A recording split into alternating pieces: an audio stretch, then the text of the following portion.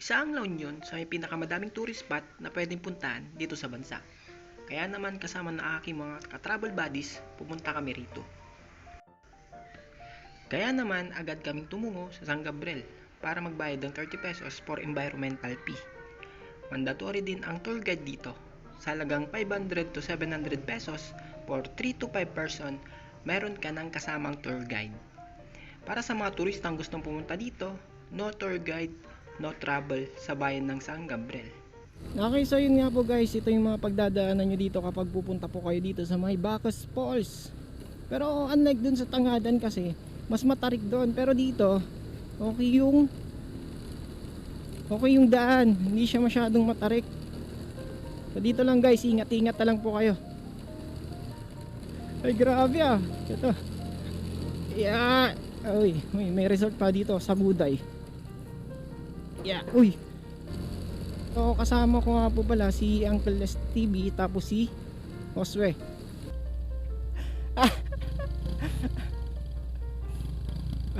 Grabe guys, oh. Taas na napuntahan natin, oh. Sige. Dapat hindi mamatay yung motor kapag andun na. Natawa si Uncle Les TV. Ay, pakyat. Grabe ang akyatan yun, ah. Grabe. Dito sa part na to, ginagawa pa lang yung tulay. So naghanap kami ng way para makarating sa kabilang daan. Grabe. Na-timingan natin yung road construction nila, yung construction doon, kaya hindi ata pwede.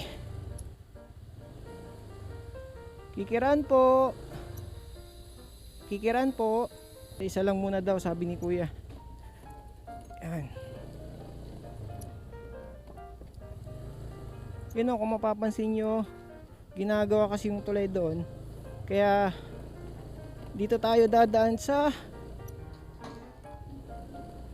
alanganin pamputik. Yeah, uy. Grabe boy. Isa-isa lang.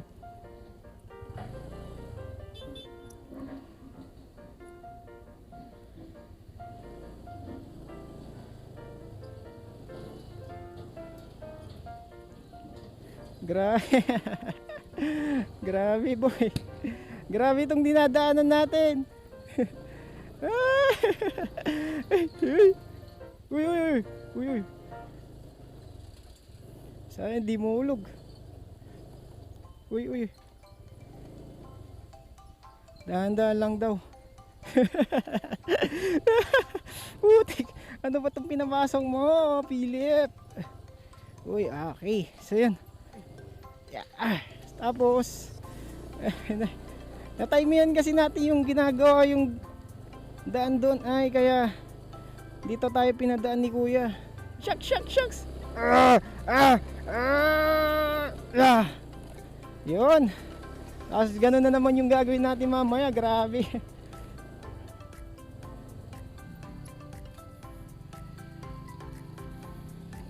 Yeah.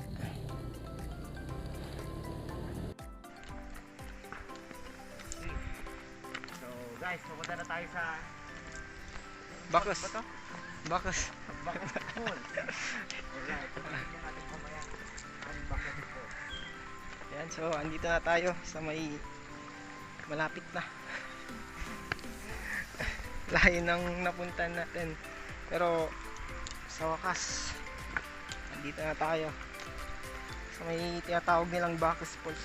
Tatanungin natin si kuya mamaya kung bakit tinawag na Bacos Falls to, para malaman din natin kung ano yung story nito. Yun. Okay. So andito na tayo. Ito na nga. Ito na. Yeah.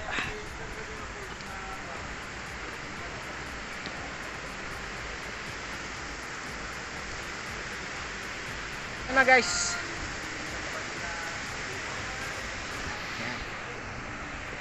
So ito na yung Bacos Falls. Ayan, grabe. Ganda, ang ganda.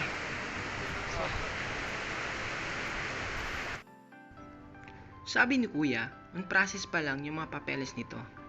Kapag na-accredit na ng mayor nila, ipapangalan na to sa barangay nila. Tatawagin siyang Lone Oy Spring. May tanong ako eh. Bakit nga ba tinawag na Bacas Falls to? So, ano sir, maraming unggoy dito noon. Tapos may parangbong ng kanyan. Unggoy. Ah, so yun. Itong ano. Huwag mo naman ako ituro! lang! Loko-loko ka! Kasi yung Ayan. tao noon dito, igurot kasi Okay. bakit? Yun. Bacas. Unggoy. Igurot ng unggoy. Bakis.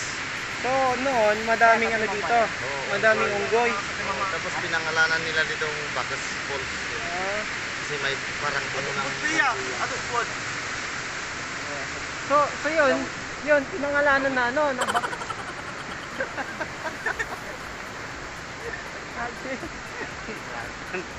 Uncle Les TV. Subscribe. Alright. Yeah, guys. Awon signal din niya. Awon signal. So, sabi nga ni Kuya, yung ano na yun, tinawag na Bacas Falls to kasi Maraming unggoy. madaming unggoy. Tapos, yun, porting or ano, yung porting unggoy siya. Okay? So, ito naman. Ito na yung gorilla. Ay. Tulig dito guys. Tapos maraming igurot dati lakan. Ayan. So, madami din daw igurot dito noon. Tapos dito sa part na to, madami daw unggoy. Kaya yun, tinawag na Bacas to. Pero kuya, ano nang pangalan nito ngayon? Bacas pa rin? Sa mga turista? Bacchus Falls. Hindi pa rin siya pinalitan? Ah, Sobrang palitan? Ay, pag ma-accrete, Lone Oy Spring. ah, Lone Oy Spring, pag ma-accrete na Bacchus Falls, sa pangalan na yung barangay nila. ay pag ano, lunok. Lone Oy.